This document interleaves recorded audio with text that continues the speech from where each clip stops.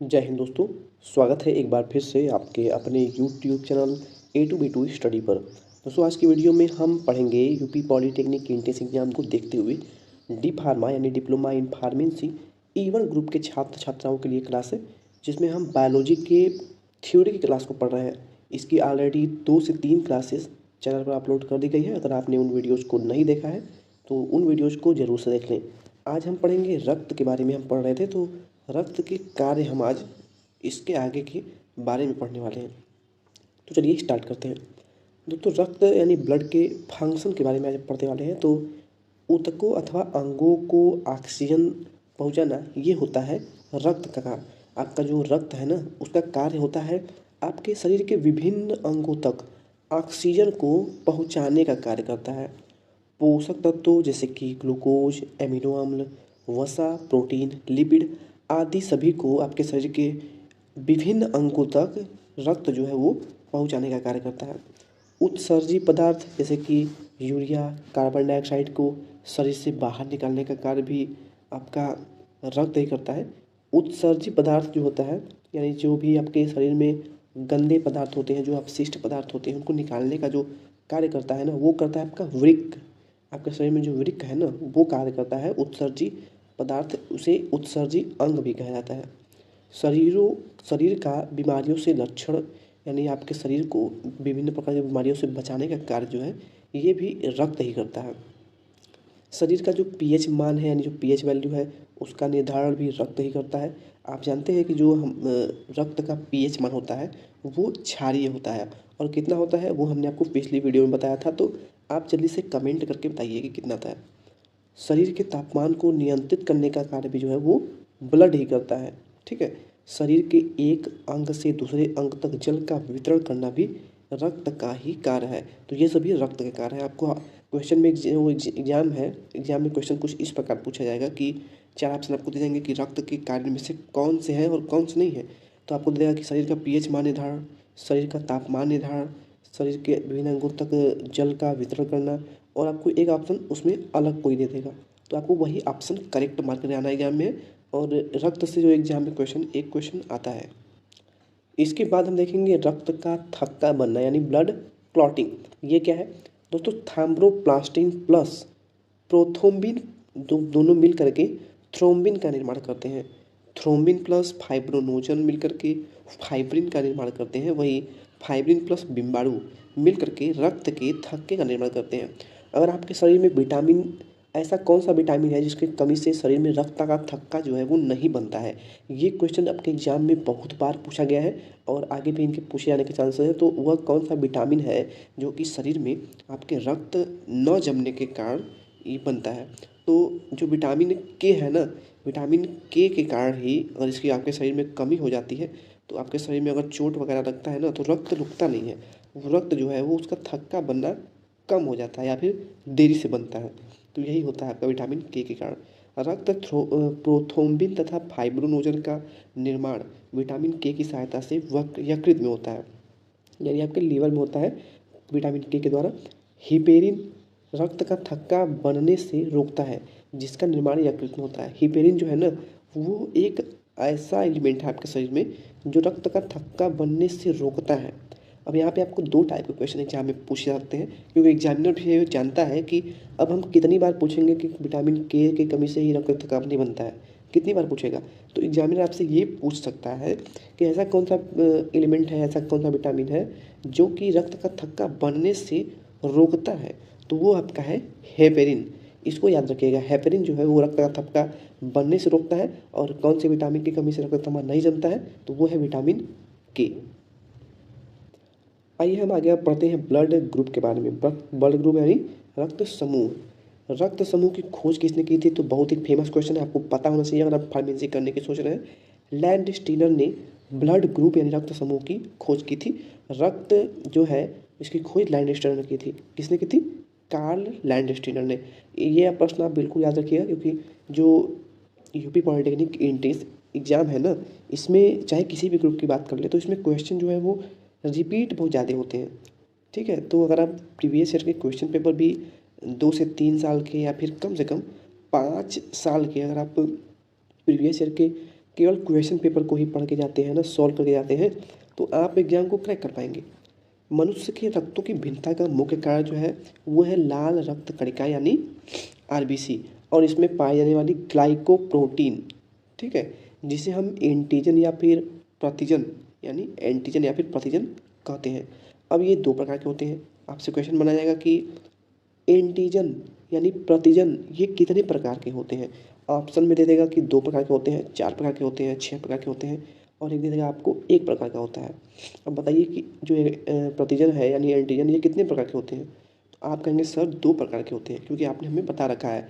तो ये 2 प्रकार हैं, एंटीजन ए और एंटीजन बी। इनकी उपस्थिति के आधार पर मनुष्य के रक्त को 4 समूहों में बांटा गया है।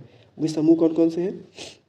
Blood group A, blood group B, A B और ओ, ठीक है। इसमें जो सबसे कम मात्रा में पाया जाने वाला जो रक्त है वो है विटामिन ओ, रक्त समूह ओ। जो ब्लड ग्रुप ओ है ना, ये करीब 1 लाख लोगों में माना जाता है कि किसी एक व्यक्ति का ही ब्लड ग्रुप जो है वो ग्रुप ओ होता है। रक्त समूह ए का जो प्रतिजन है वो ए है, और उसका जो एंटीबॉडी है वो बी है। दोस्तों ये जो है काफ़ी इंपॉर्टेंट चार्ट है, आप इसको हो सके तो बिल्कुल याद कर लीजिए।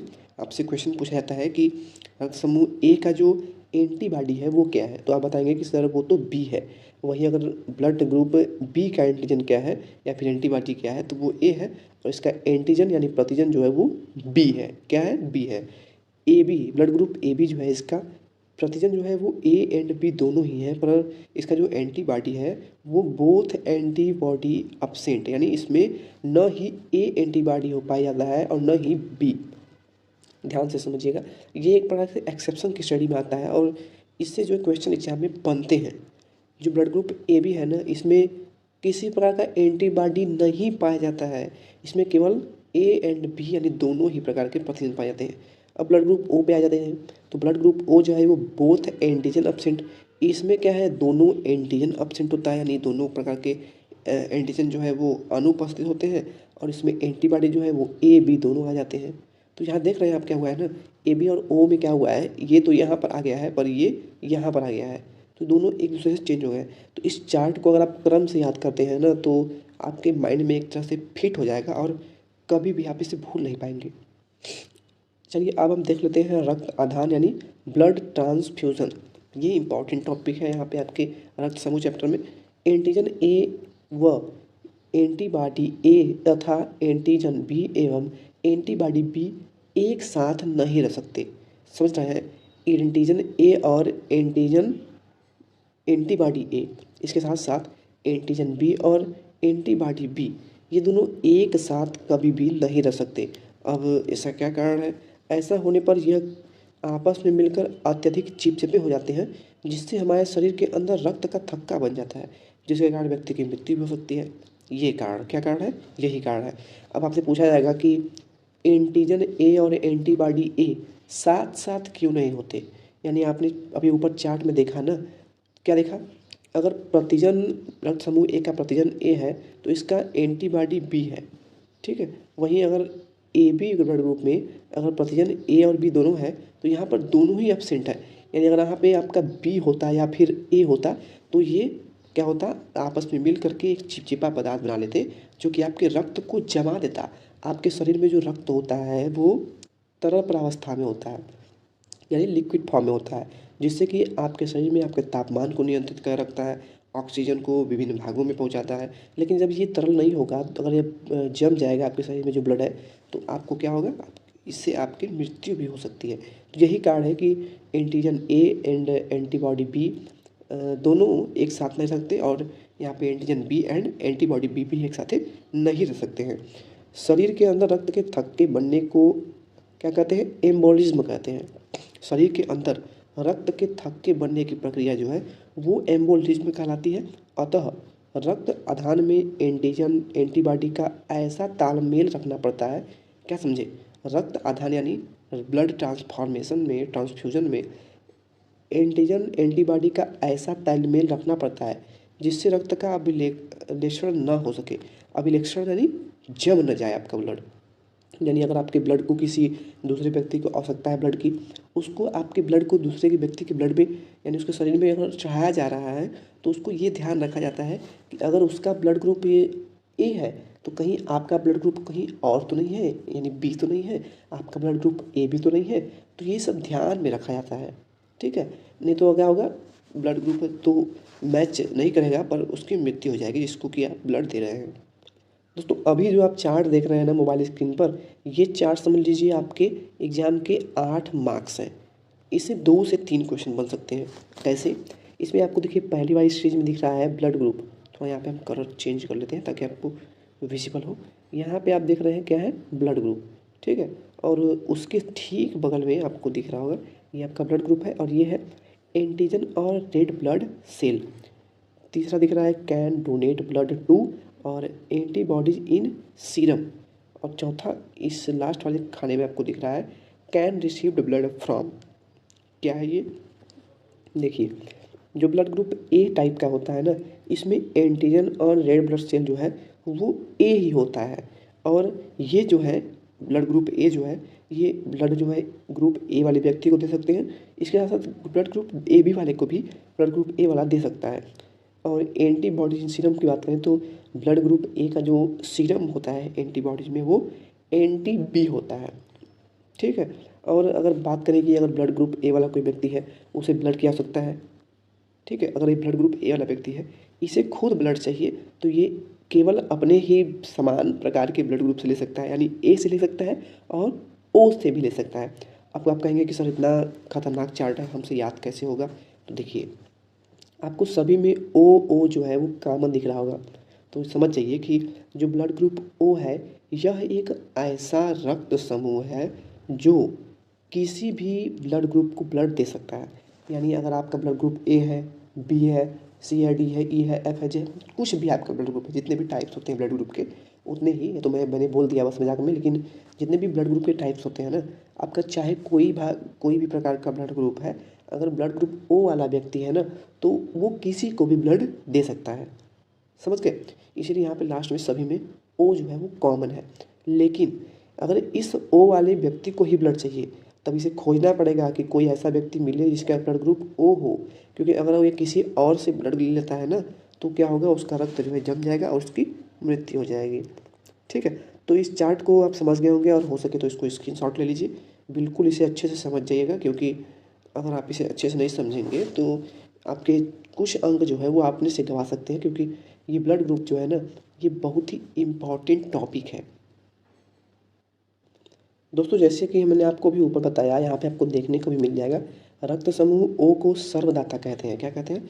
ब्लड ग्रुप ओ को हम सर्वदाता कहते हैं क्योंकि इसमें कोई एंटीजन नहीं होता, एवं रक्त समूह ए बी को सर्वग्राही भी कहते हैं क्योंकि इसमें कोई एंटीबॉडी नहीं होता। आप समझ रहे हैं, हमने आपको बताया ब्लड ग्रुप ओ जो है इसको सर्वदाता कहते हैं, यानी किसी को भी दे सकता है। और इसके साथ साथ जो ए बी है, ब्लड ग्रुप ए बी है, वो सर्वग्राही कहते हैं इसे, यानी ये सबसे ले सकता है। जो ब्लड ग्रुप ए बी है ना वो चाहे तो किसी भी ब्लड ग्रुप वाले से ब्लड ले सकता है। आर एच फैक्टर की खोज की बात करें तो लैंडस्टीनर और वीनर नाम के 2 वैज्ञानिक ने किया था। ये इंपॉर्टेंट है, बहुत ज़्यादा इंपॉर्टेंट है, इसको नोट करिए अभी के अभी, बहुत ही ज़्यादा इंपॉर्टेंट टॉपिक है, ठीक है। आर एच फैक्टर जो है इसकी अगर खोज की बात की जाए, आर एच फैक्टर क्या है, तो ये रक्त को एक प्रकार से अलग अलग भागों में, अलग अलग ब्लड ग्रुपों में विभाजित करने का एक तरीका ही है। तो आर एच फैक्टर की खोज जो है वो लैंडस्टीनर जिन्होंने रक्त समूह की खोज की थी और वीनर दोनों ने ही मिलकर किया था। रुधिर या रक्त में एक अन्य प्रकार के एंटीजन का पता लगाया था इन्होंने, जिसे आर एच एंटीजन कहते हैं, क्योंकि इस तत्व का पता इन्होंने रीनस मंकी में लगाया था। रीनस मंकी यानी ये कहीं जगह का नाम लग रहा है, तो इसी के नाम पर इसे आर एच फैक्टर कहा जाता है। क्या कहा जाता है? रीनस मंकी। इस जगह में इन्होंने किन्होंने लैंडस्टीनर और वीनर ने आर एच फैक्टर की खोज की थी, इसीलिए इसे आर एच फैक्टर कहा जाता है। तो उम्मीद है आपको ये चीज़ें समझ में आ गई होंगी। दोस्तों इसके बाद जो हम आपको टॉपिक पढ़ाने वाले हैं उसमें आपको काफ़ी मज़ा आने वाला है। देखिए जिन व्यक्तियों में रक्त में यह तत्व पाया जाता है, तत्व यानी आर एच फैक्टर, उन्हें आर एच प्लस कहा जाता है, एवं जिन व्यक्तियों में रक्त में यह तत्व नहीं पाया जाता उन्हें आर एच माइनस कहा जाता है।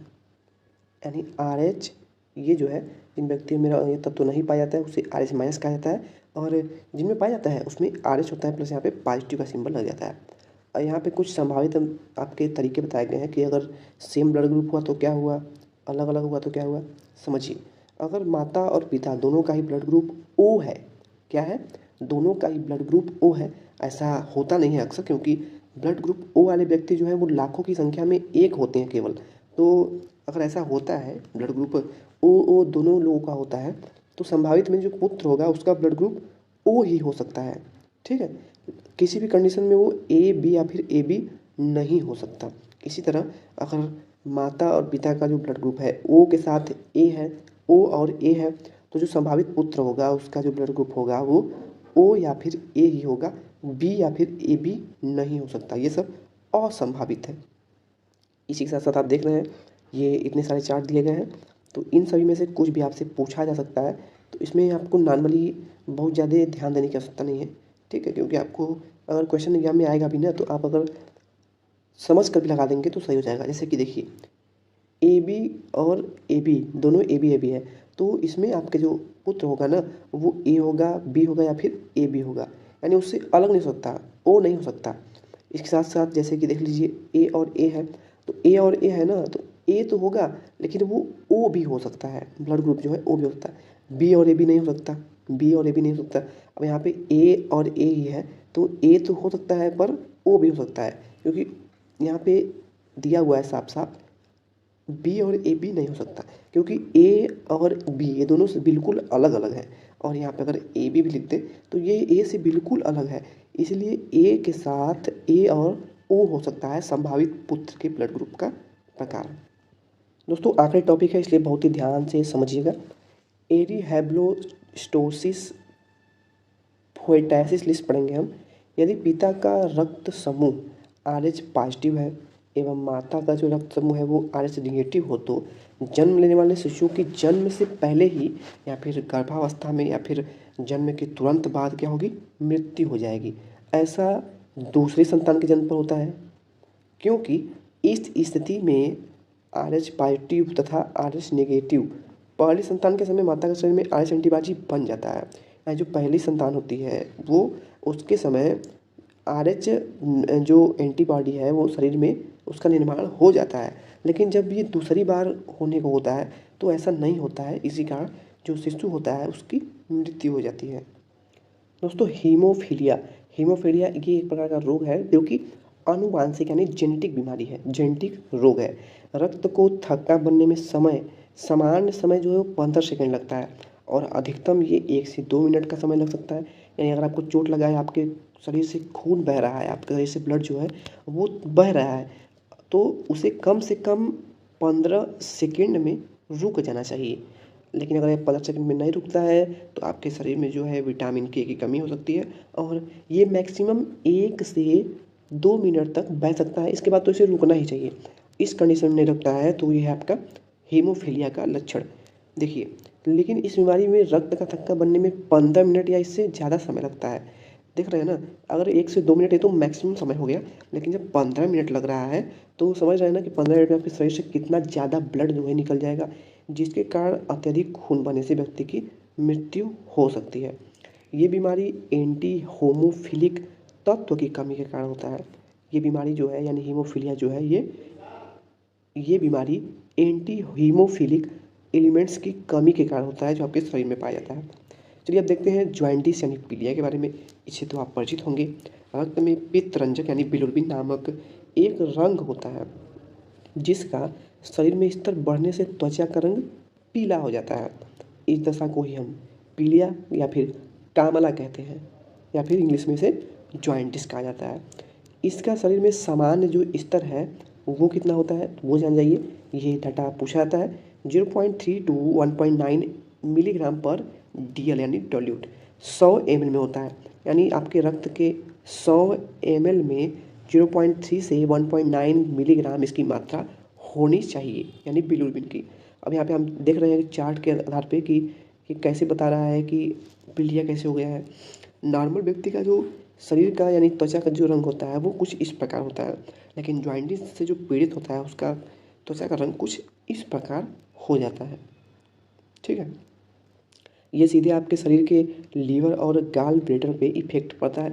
अब पीलिया होता क्यों है, कैसे होता है, इसका कारण क्या है, जानिए। पीलिया होने का कारण मलेरिया या किसी अन्य बीमारी के दौरान लाल रक्त कणिका यानी आरबीसी को नष्ट होने की दर बढ़ जाती है, जिसके कारण शरीर में बिलिरुबिन यानी पित्तरंजक की मात्रा बढ़ जाती है। यकृत के कार्य करने की क्षमता यदि कम हो जाए तो भी शरीर में पित्तरंजक की मात्रा बढ़ जाती है। यानी अगर आपका लीवर ठीक तरह से काम नहीं कर रहा है, ठीक है, कोई बीमारी लीवर में है, सूजन वगैरह है, फिर भी आपको पीलिया हो सकता है। तो उम्मीद है आपको सारे टॉपिक अच्छे से समझ में आए होंगे। वीडियो अच्छी लगी हो तो वीडियो को लाइक और अपने दोस्तों के साथ, जो भी फार्मेसी एग्जाम की प्रिपरेशन कर रहे हैं उनके साथ शेयर जरूर करें। और अगर क्लास में कोई भी डाउट रह गया हो तो आप कमेंट करके जरूर पूछ लीजिएगा।